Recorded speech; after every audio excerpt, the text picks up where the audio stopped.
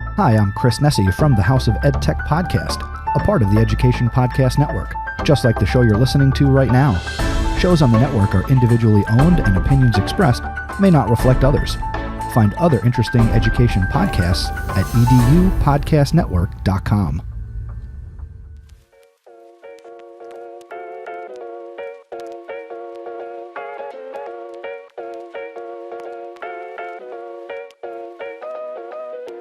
Hey, it's Will and Josh.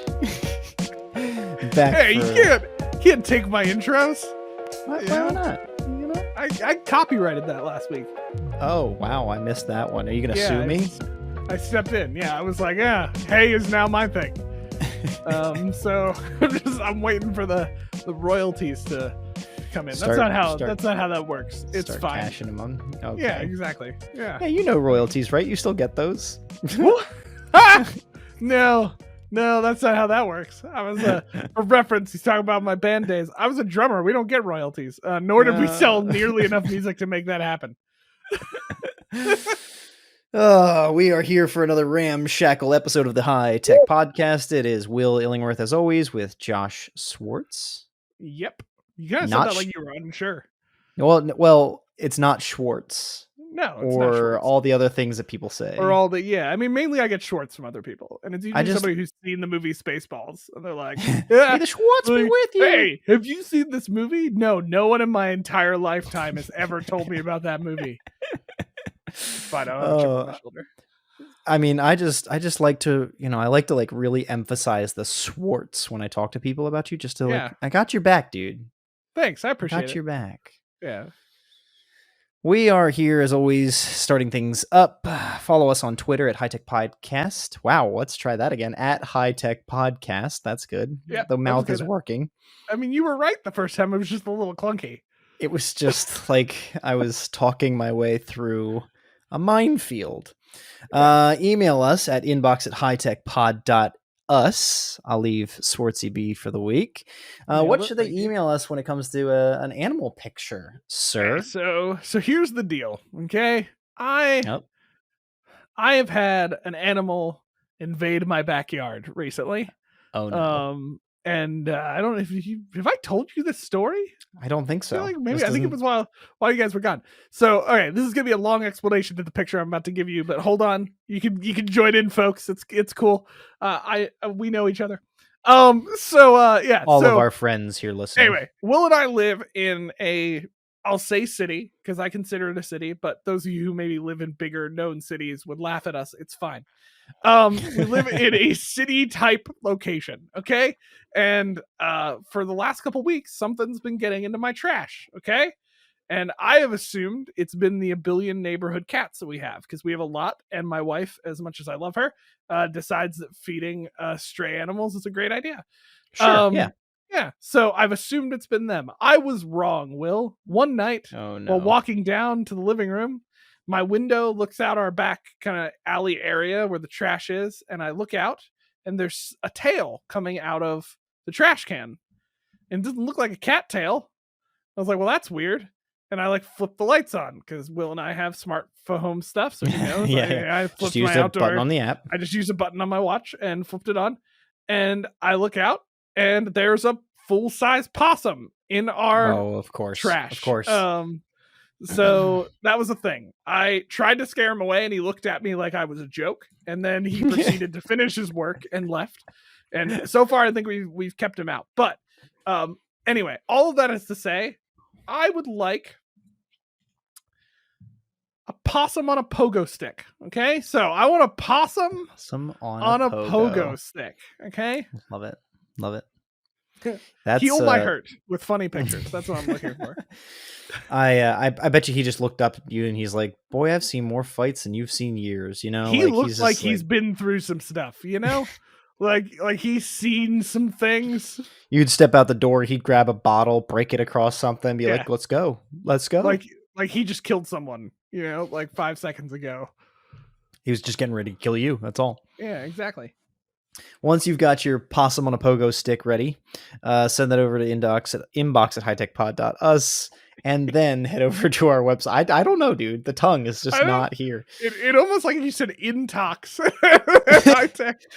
Retox, detox, intox, just tox it up. Yeah, that's our rehab. We're branching out here at the High Tech Podcast. Nope. I feel like we need that line at the bottom of commercials, like this thing does not endorse by the Attorney General. Anyway, and then head over to our website hightechpod.us so that you can find all of our resources for every single page, every episode, every week. Us. It's not. I'm never letting that go. That was so subtle. What are you talking about? I know. I don't know what you're talking about. All right. Episode 3 of the Robin S. Jeffers Learning Taxonomy Series begins now. I love the new soundtrack transition you created. Yeah,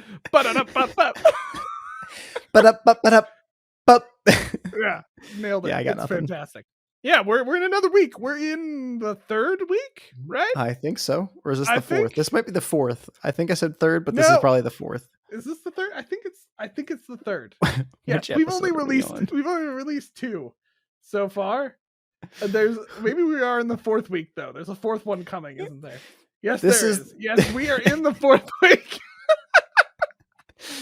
This is right, guys. This is why we do not have a sponsorship. Josh and I are still doing the amateur hour, 75 episodes into this, but it's fine. Okay, so 4th week, those listening at this moment have only been through 2, but don't worry, the whopping 3rd is coming.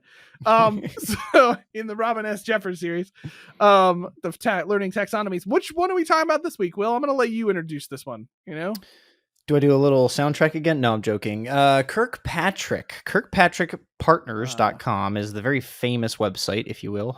Famous. Learning Taxonomy is famous. What a joke.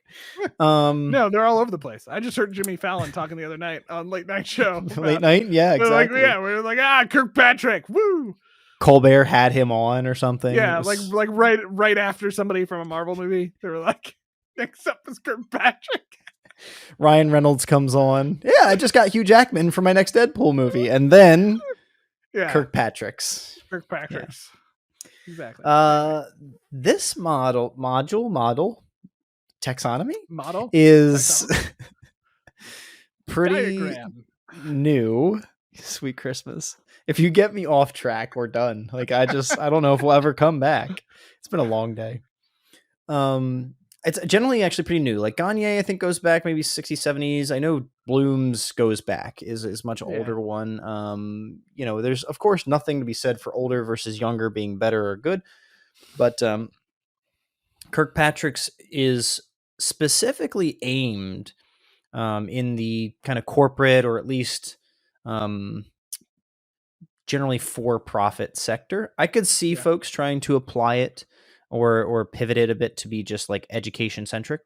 But the 4 levels are level 1, reaction, level 2, learning, level 3, behavior, level 4, results.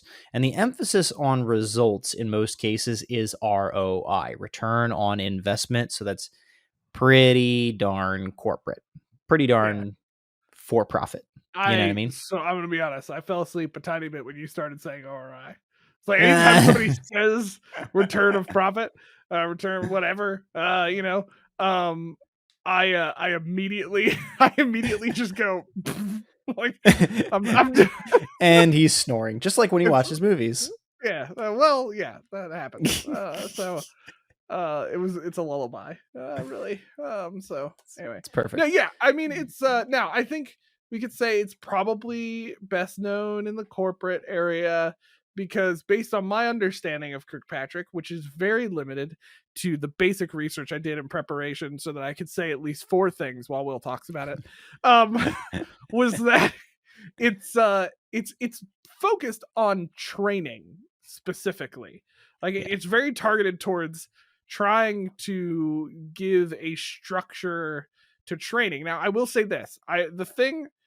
Here's my curious question, Will. I want to see if you can give some clarity on it. So I'm less familiar with curious questions. Yeah, I'm less familiar with Kirkpatrick just because I haven't had to use it. and it hasn't come up. And as we've made obvious many times on this podcast, I do not come from a formal educational background. I'm learning it as I go. So the Kirkpatrick model, so the other taxonomies we've looked at so far have been very focused on like the process of learning.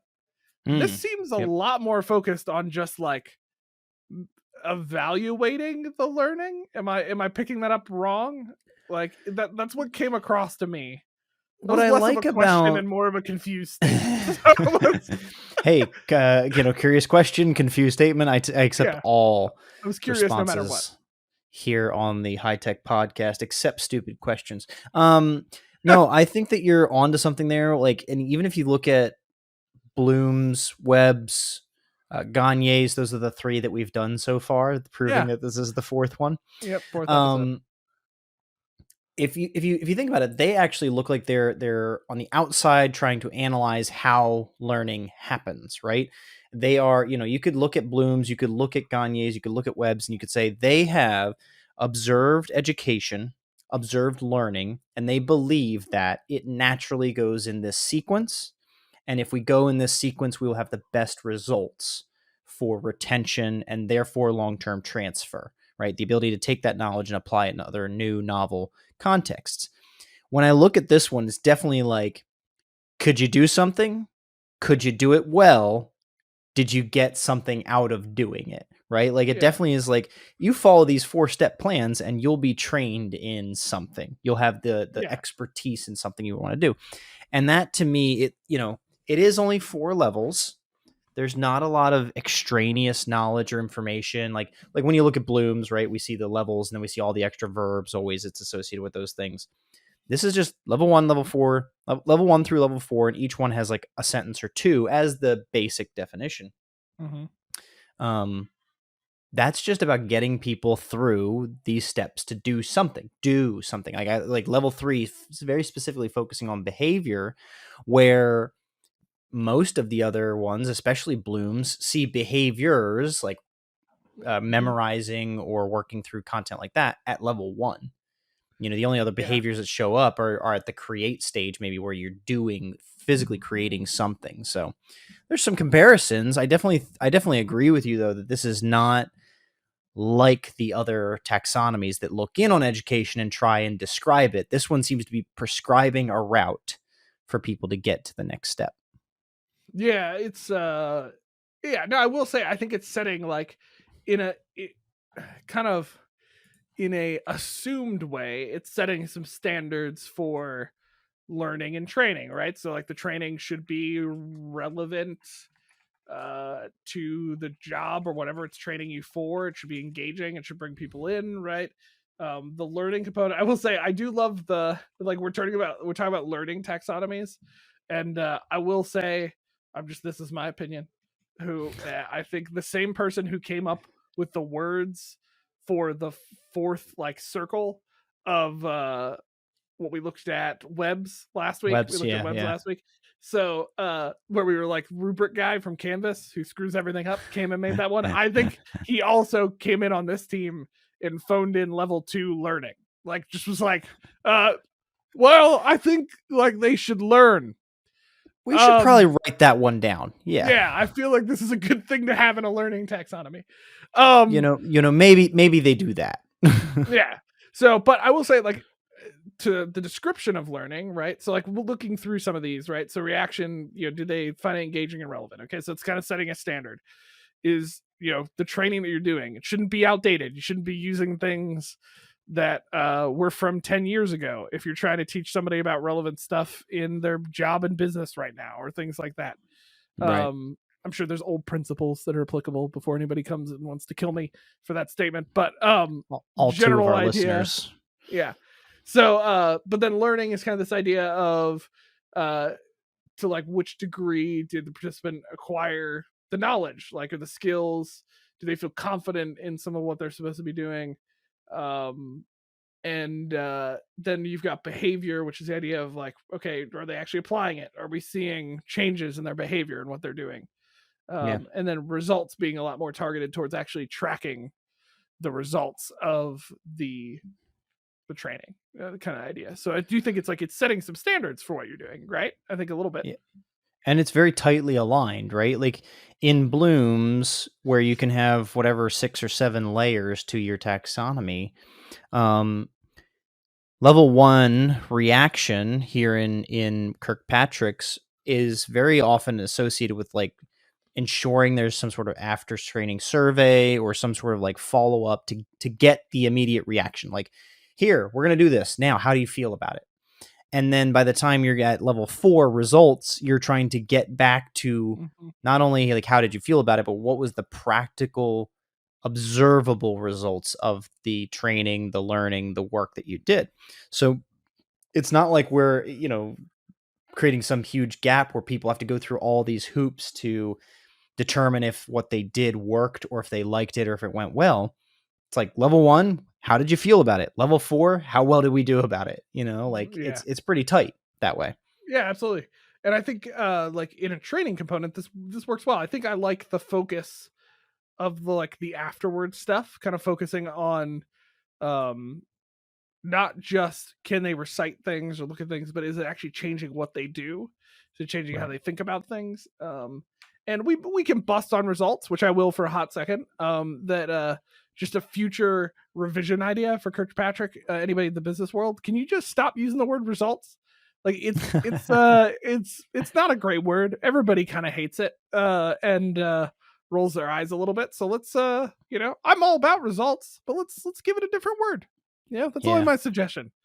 How are we gonna get to the end result, right? That's what everybody wants to know. Not great either. Let's not do that. That's just like educate. It's like the like the suit. Yes. The person wearing the suit in education, they say deliverable. That's just give me something. I just want something. Yeah, give exactly. it to me. That's true. And also I'll throw out don't use key performance indicator either. Stop doing that. KPI. I don't like KPI, baby. Let's just come up with less. I've got KPIs. And OKRs. Yeah, whatever. There's I've got lots of acronyms too. Anyway, but yeah, I like the idea that it's focusing on actual tangible change in the person. So I think this could be helpful in a training, specifically. Like you and I have done a lot of different trainings. We've designed trainings, things like that. There is somewhat of a kind of different component sometimes to those when you're actually trying to train somebody to do a task or do a very specific job. Where I think people can kind of just be like, well, I'll regurgitate the information about the job to a person and then they'll know how to do it, and it's like, well, that's not how this works. Just show them a few times and they'll have it down pat, right? Yeah, just tell them at one meeting, and they'll figure it out. And it was what, episode 69, I think, where we had the Wendy's debrief. Like, this is actually a great way to pair Kirkpatrick's ups practically real quick to something, right? Like, I like this. At the end of the day, the results of training a cashier frontline worker at Wendy's is they can take orders and they can hand the order to the customer, right? Yeah, I would also add on that they can fill a teacup correctly. That's right. Well, and that's what I'm getting around too. Like the results that they want is that they can get to those bigger objectives, and then the sub objectives or results of that giving the customer and making them happy is make sure that the cup is filled effectively, make sure that you don't waste money while doing it, make sure that you're safe if you're handling the hot beverages. Like those are the sub objectives, right? But it baffles my mind that someone could start with the results.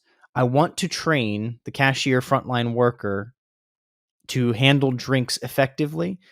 And they go from that result and get to the Wendy's training video. Like, I think they missed the entire goal here. Well, that's because somebody didn't have Kirkpatrick's and they went, hey guys, I know what they're doing. A lot of people are creating training videos right now. What if we made some VHS tapes? Those will last for forever. No, I mean, that's a good principle, right? Nope. So like, well, and like you just run that through Kirkpatrick for a second. So, right. So like if you actually got the reaction, I think a Kirkpatrick's idea is like you're doing, now I will admit, I forget what they called it. Did they call it like a smile survey or something? Is that a thing? Yes. Okay. Literally. So like, seriously.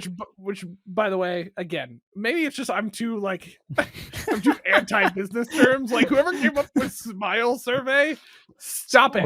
Or smile sheet. I'm Smile seeing sheet. that on There it is. both. Yeah. Anyway, so like the idea, if I'm understanding this correctly, is that this is something that's kind of done earlier on in the training, like try to get a feedback loop going where like, is it like, did you find this favorable and engaging? Okay, kind of idea. Right. Like, so all I'm imagining is, let's run those people. Imagine you are a Wendy's person. Okay, we're gonna come back to Wendy's because I think this works pretty well. Wendy's is like a corporate training thing. Okay, you come back to Wendy's, you get ready to start your job, and they're like, okay, now we're going to train you on how to be a cashier.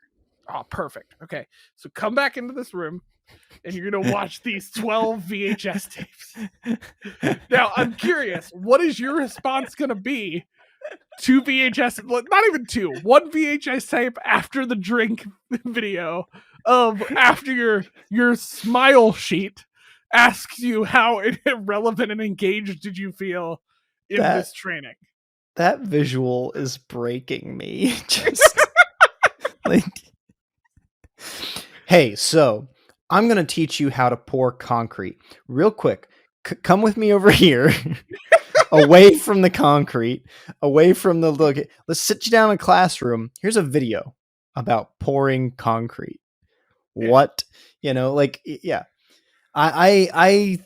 We did plenty enough in episode 69 to work our way through that video. To destroy the Wendy's video again. It's already destroyed, but like I think that's where I think that is where Kirkpatrick's would be an effective because one of the things that its practical application does drive towards, like it's levels 1 to 4. You do start at level 1, you work them to level 4, but in the design stage, you start with level 4, just like any other designer, backwards design. What's the end goal? What's the end result? If we're living by that challenge, what are the results of teaching a cashier how to run the cash register? Then we should already be putting that in our scope, that they need to be using the cash register or with the cash register, or have realia of, like, I'm okay with some of the training being like online simulations and stuff, but to me it's an unfortunate joke that the Wendy's video would, and many other of our trainings, it's just our punching bag for today, but many trainings would take the student out of the situation that they need to learn, put them in a sanitary clinical environment and say, watch this to learn. Yeah, no, I mean, we do that in education all the time. We've talked about that plenty of times on the podcast. So that's irrelevant. Yep. We can make fun of Wendy's, but we do that all the time. I've done that in trainings before when trying to train faculty. Oh, absolutely. Out of speed and necessity. I mean, I've made way too long of videos. Early Josh did some real bad. Listener, I am raising my hand saying that I solemnly swear that I did that. Yeah. So that's all existed. But I think that is something that could be helpful taken away from Kirkpatrick, is looking at that relevance idea. How can we make it so that whatever we're doing, whatever we're teaching, it's done in a way that's going to get people excited and engaged with whatever we're teaching them about, right? Yeah. Like that should be something that we aim for. And I think in trainings we can aim for as well. And so, And level 3 then, behavior challenges the designer and the facilitator to step back and think, okay, like, all right, the degree to which participants apply what they learned during the training. So you're already trying to ask yourself in the design stage, if I've put the students through the reaction and the learning, how well are they doing with it already? Like, did they actually get in and get hands-on? I've used this reference a few times before, but with a background in teaching English as a second language, that was one of my first lessons. We had to assess teacher talk time versus student talk time. If I want students to create fluency in a new language and be able to speak it, then I always have to measure every classroom to understand how much did I speak versus how much did they speak. Did my students speak enough?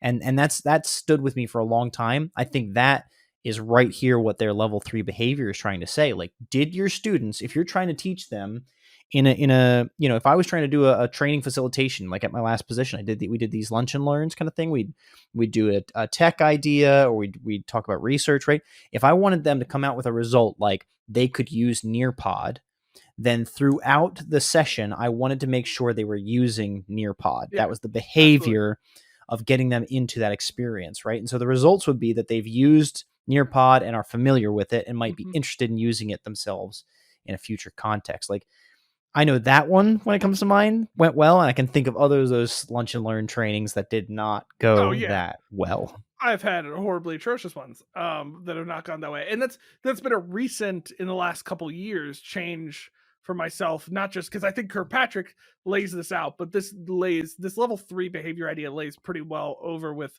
stuff like we've talked about before. Out of that book that I can't remember the author's name now, but like designing to learn concepts, like this idea of like, you're not just designing to give information, but designing there should be ways that you're putting them in the environments they need to be in, and being able to evaluate actual creation or work of what they're doing within this place, and specifically in training areas. Like a good example of this would be we a while back, in this training model never went anywhere because of other factors, but we had a pretty sweet, so we had done a bunch of training to train our faculty on Canvas, and it was not the best we could have done because we did it really quickly, so it was a lot of video based stuff, and we maybe had one training where I attempted this. We called it the course setup training. We're super original, and it was we were just talking about this the other day. Descriptive. It was a 2-hour training, which was also the first mistake. It was a 2-hour training, but it was 2 hours because I'd walk through something that they could do, and then they would have time to actually do it themselves, and we had people walking around helping. The idea more was of a workshop that way. It was more of a workshop, and that in itself was a good idea, but we struggled with that because we just bit off way too much. Like, we told people to do too many things. So the model we were going to revise to is we actually were going to work on the system where there were smaller modular, like, self-paced trainings on things with like the actual intention at the end that there was kind of like a feedback loop. Like, they would learn how to do something, they would do it in their own course, and we were going to have like an automated system that worked with our team to like notify us when that was done, and actually have a team member review what they did and provide feedback. The whole goal behind that was to try to get like a behavior thing in there. I wasn't calling it that at that time, but I think this fits with what Kirkpatrick is talking, so which is why also this is maybe opening up for me that like at level 3 here, this isn't just like afterwards evaluation. This can actually be evaluation in the midst of the training. Like, you're building things in where you can actually actively evaluate their behavior or their actions to pick up, are they actually getting what I'm doing and what I'm saying? And this is super applicable to education as well. Like, as a professor, instructor, how do you build in things to actually evaluate behavior, not just even in assignments, but in class? How are you evaluating that they're actually doing what you're saying or getting what you're saying? And this is how that could fit really well in there. For the listener, I was just golf clapping Josh, like, yes. And that's like, kind of started the episode out a little tongue in cheek, but that's why we're doing this whole series on each of the taxonomies. We are taking time to pull these apart. There's really good tidbits in each of these, and I think Josh and I definitely can reflect on where we've missed some of the good parts and where we've hit some of the good parts. But I'm liking Kirkpatrick here for its simplicity and couching it in that statement that this is intended to be a training. You're intended to drive the student to do something as a result of this. I wouldn't say that Kirkpatrick is designed or intended, and it truly isn't, to be applied to the entirety of a 16-week residential undergraduate course. But you could apply it to a class. There's a certain thing you want to accomplish in a class. Like, I think that Kirkpatrick would be very relevant for trainings, teaching on MLA formatting and style, right? Like, if you were trying to do a class workshop on MLA with your students, use Kirkpatrick to design that and to scope out what you're trying to accomplish, because it is going to challenge you to think through that level 3 behavior step. Have the students practiced MLA in the scope of this training, or did they get their hands on doing that at all? Writing centers, ally centers, direct disability services centers, things like that could absolutely do, lunch and learns with students where they're built on this Kirkpatrick method. I think it's very applicable to the education sector. I don't think it's necessarily something an instructional designer is going to use for an online course. That's fine. Oh yeah, no, I don't. I think this is probably in the education space, like you said, more of an isolated taxonomy that could fit in different places, fit for specific things you're doing in your course. Yeah. For more practical courses. I mean, there could be some courses that are very practical, trying to teach them to actually come out of it with a new skill that's very clear, like a new teaching. And I think that could fit here. I think there's also principles from Kirkpatrick that fit in different places, like even the reaction thing, thinking through how can you better throughout a course design ways to get better feelings for how your students are feeling they're doing, how they're engaging with things like that. Like this actually reminds me of something. I haven't done this yet, so I'm not going to say that this is an idea I've implemented and it may not work well. But I'm teaching an online course right now, and I've wanted to try to do something, and I keep saying I'm going to do it every week, and then I haven't yet because I keep getting busy with grading, which is the standard instructor excuse. So, but is like fitting some kind of, like, I'm not calling it a smile sheet because I hate that name, but like a survey thing that you just kind of give out to your students every once in a while in an online course. I would even maybe do it once I get this up and running, like a regular week thing, just kind of like a beginning week thing, not like ask a bunch of information. But what I was going to do was set up like because I like emojis, a survey with like little, just like emojis of how you're feeling with a small descriptor, and say like, hey, just let me know how you're feeling, how you're doing in this class, like, and I'll leave a little open box at the end if you want to tell me anything, like that type of thing, to get like a feel for how they're digging with it. Those are great practices. And I work at a big company right now that does this, like not every week, but they send out voice surveys and pulses and stuff like that, where they're saying, we want to hear how you're feeling about work, about the company, about the goals of the company, about the, like, this is not uncommon.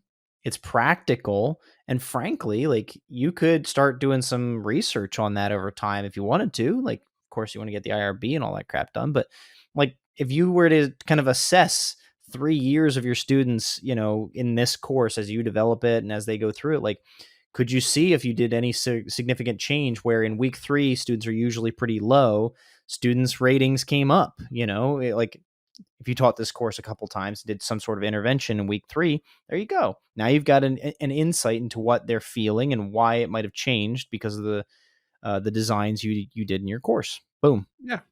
Pretty practical. And it's not a huge lift. You just need a Google form. Like, it's not. Yeah, exactly. There's definitely ways. There are definitely things I think could be very applicable to different, whether it's training, whether it's just smaller stuff that you're doing in your courses and stuff. I think there's some stuff in Kirkpatrick's be applicable. Now, before we move on to the next thing, I can't say all nice things, so I got to say like at least one bad thing here, because we've done that for basically every taxonomy. Although I argue that Will and I just keep coming back that we don't like being told what to do by taxonomy, so maybe that's me. Never. No, I love being told what to do.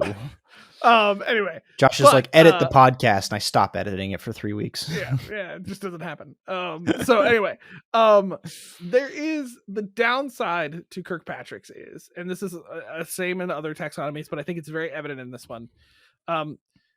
This is how I think I want to put it. Okay, if I was preparing to teach like a robot something, Kirkpatrick's would feel perfect for that. Like, that's amazing. Like if I had just built a robot and named him, I don't know. I can't come up with a name. There was Wally. There we go. That's what I was trying to come up with. I'm going to name him Wally. Wow. And I'm going to train him how to do something.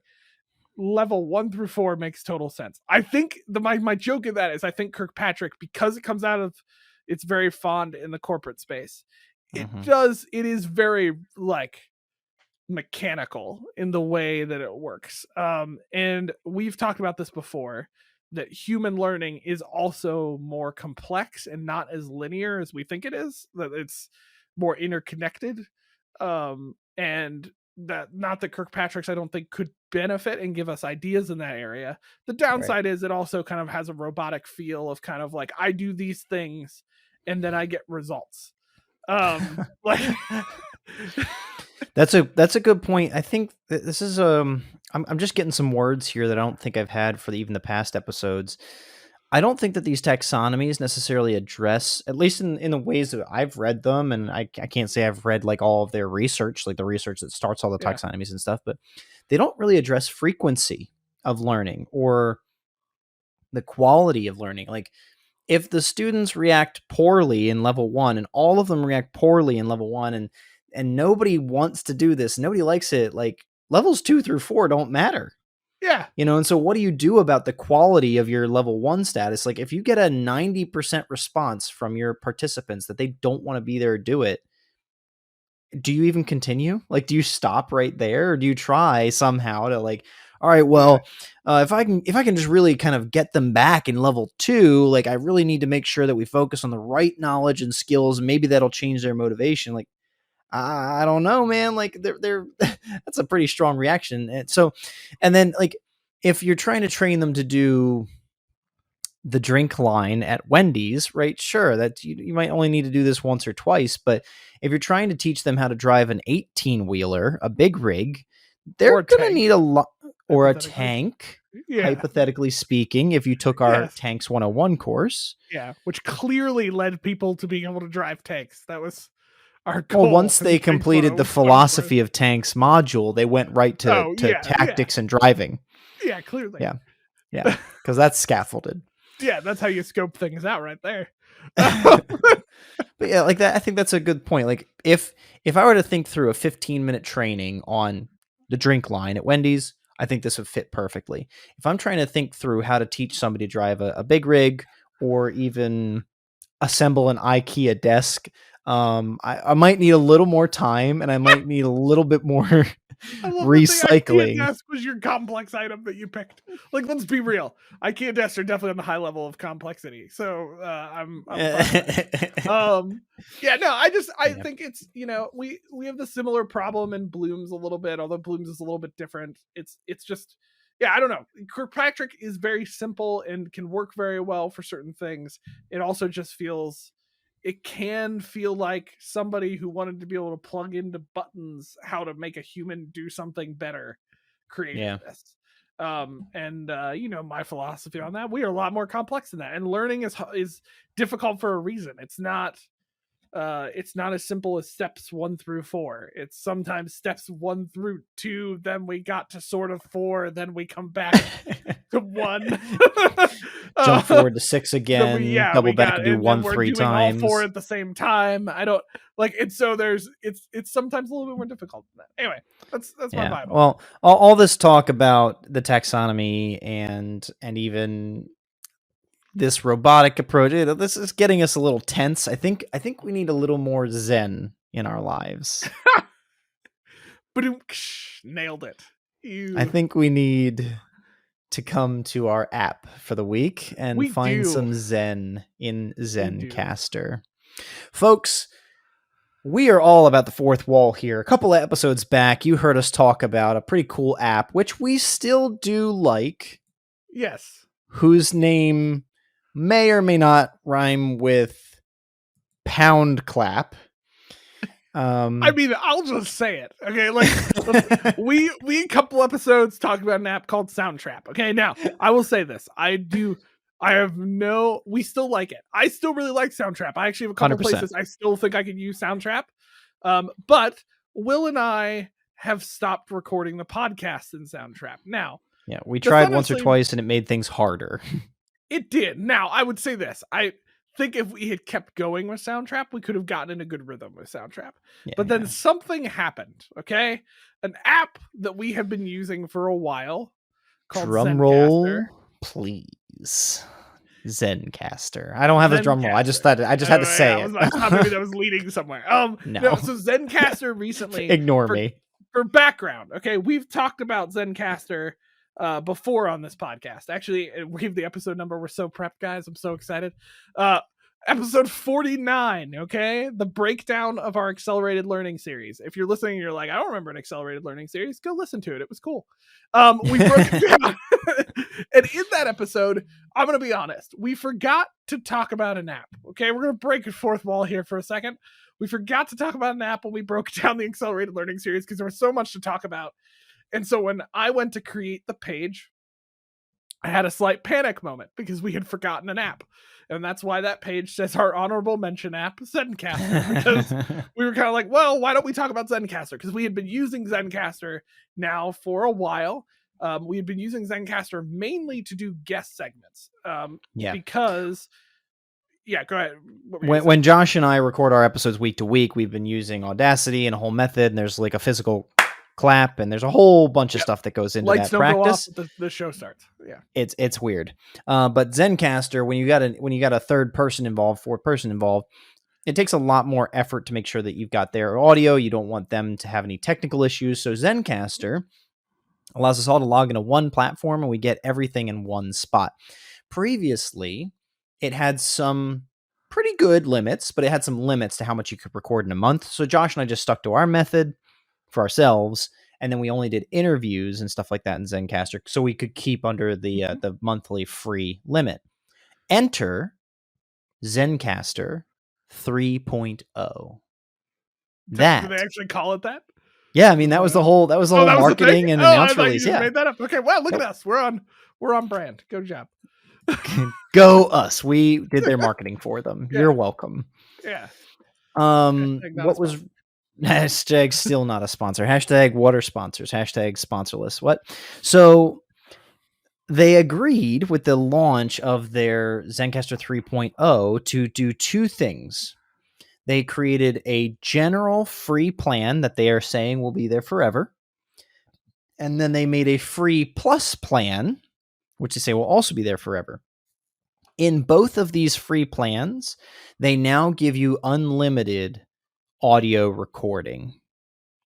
Unlimited audio recording. That's fantastic. Josh and I could record the podcast now on Zencastr forever for free, just doing a free hobby cast.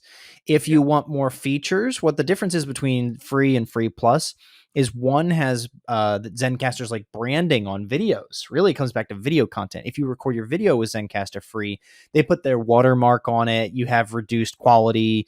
You can only keep your recordings for a certain amount of days. If you take if you put the branding on, then you can do free plus. It gives you a little more extension or whatever. Like that's the whole difference between free and free plus. But both plans for free allow you to do audio and video podcasts in their platform. Fantastic. And to be honest, their cost, their more expensive ones or whatever, aren't too unexpensive, or the other way around. They aren't too expensive. They are pretty reasonable to pay for those plans.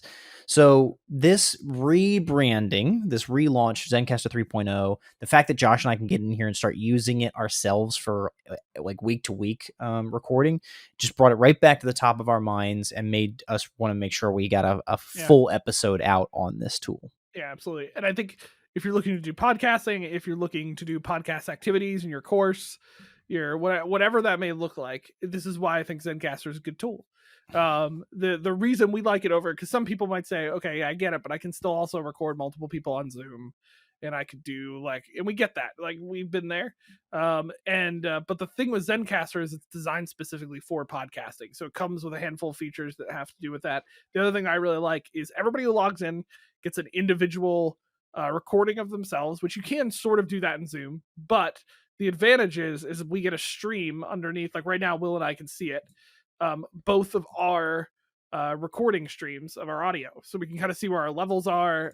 You can control mute people. The person in charge of the meeting can do some stuff within Zencastr.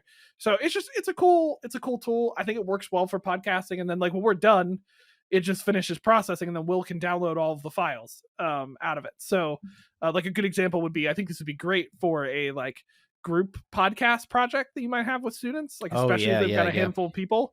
They don't have to be in the same room. They can record on Zencastr and then download all individual files from there and do whatever they'd like to do with them. If you've got them editing things, if you've actually got them pulling stuff together, Zencastr can be a great tool for doing that. So I think they've got a lot of cool features and are worth checking out.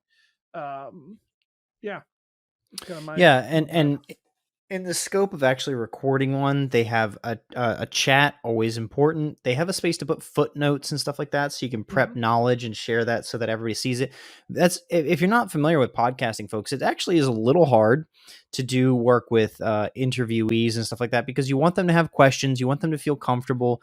You might have something you want to show them or whatever. Like, it can be, it's nice that they have a footnotes area where you can keep some links, keep some pieces like that, share some stuff quietly via chat. Like, there's some really good features there. There's a hand raising thing. Josh and I don't need that. We just talk over each other. It's perfectly fine. Yeah. But if we've got 3 or 4 or 5 or 6 people in something, I honestly don't know how many users you can have in. So please don't take that as saying you can have 15 people in here. But a hand raise feature would be great for panel groups, where it's like, you don't necessarily always want people talking over each other, because in audio recordings, the human ear can't discern 2 voices talking over it. It's very difficult to do that. Yeah. So hand raise, like, you can take your turns, make sure you get a moment to speak every time. When you're doing the recording, you can actually keep what I would call a room. Josh and I have a room. That's what we're in right now. This is what he and I work in. And when we do interviews, we have a separate room, and then we have a special link for that. And our folks can go just to that link every time. Very easy for them to access. And we can make separate recordings every time. And it keeps a log of those, so we can go back and check them. Like, really, this is so convenient, so easy. And honestly, I'd say I've got a 97 to 99% latency, like low latency. Like, it works so well. Every once in a while, when I'm doing the editing, I'll hear a moment where like Josh cuts or I cut because our internet had a dip or something, right? Like, but it's not like we cut out and we lose seconds of speaking. Like, Josh gets quiet or I get quiet and something gets a little fuzzy. Like, that's the worst we've had when it comes to the quality of the content that the software records. So, I mean, through and through, I think this product is probably the best podcasting platform I've seen that we've used. We've used a couple different ones to try doing the recording and even to host it and disseminate it. So definitely check out Zencastr. Super easy for like students and group projects, but hey, start up your podcast. Take us to task. Take over the high tech podcast space and do one better than us, and then pay us to come join you. What? Yeah. What? Yeah. I mean, hey, I'm supportive of that decision. Anyway, so go check it out. You can check it out at zencastr.com. And we will post more on our website about that. So make sure to check out that website page with more information about how to check out Zencastr. So with that said, though, our time is coming to an end for this episode, folks. But don't worry, because next week, guys, do we have a treat for you? Okay, so we are continuing the Robin S. Jeffers Learning Taxonomy Series, and we will actually have Robin S. Jeffers herself on for the series. Okay, some of you are like, guys, you just had her on a couple episodes ago. Yeah, we know, and you know what? Fine. Shut up. It's gonna be fun. No, but we're excited because this is a first time for us, not for Robin to come on, but we are actually doing our first, what I would classify as panel. Some might classify it as a larger group, but forget you. I call it panel. It's enough of a panel for us. It's enough of a panel. So Justin Harbin is also going to be joining us next week. Both of them are going to be joining us to talk about taxonomy that we've kind of talked about already with Robin when she came in and talked in episodes a couple weeks ago that kind of inspired the series. But we didn't get into a ton of detail on it because we were kind of broadly focused on taxonomies in that episode. So Robin and Justin are coming on to talk about Fink's significant learning taxonomy again next week, and we're gonna have a whole panel on that taxonomy. I'm excited about that because it's a very different taxonomy. And as Will has said, looks like a flower. You can't be a good taxonomy without a graphic. If you don't have a graphic, you're like a garage band of taxonomies. You're not even there yet. Okay, so Finks has a graphic that's very flower-like. So we're gonna walk through. I'm excited for that. Justin really loves this taxonomy. So does Robin. So prepare yourselves for a huge nerd out episode because that is definitely what this episode is going to be. So can't wait. Super excited for that. So again, just a reminder: check us out on Twitter at High Tech Podcast. Subscribe, say hello, like a tweet. Let us know you're there. We like to know that people are alive. We know people are listening to our podcast.